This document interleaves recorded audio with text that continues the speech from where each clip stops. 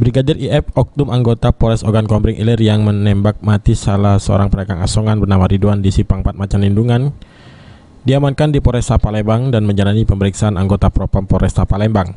Berdasarkan pemeriksaan yang dilakukan terungkap saat kejadian Brigadir IF sedang mengendarai mobil truk. Di lokasi kejadian ada 4 orang yang menodong dengan menggunakan pisau. Karena merasa nyawanya terancam, membuat Brigadir IF mengeluarkan pistol dinas dan menembak korban hingga tewas. Untuk sementara, berdasarkan keterangan AKP Makmun, Kasih Propam Polresta Palembang, Brigadir IF masih menjadi korban. Namun, jika nantinya dari hasil pemeriksaan ada unsur pelanggaran, kasus Brigadir IF akan ditindaklanjuti oleh Propam Polda Sumsel dan Propam Polres Oki. Korban di situ. Ini ceritanya selaku korban pemerasan.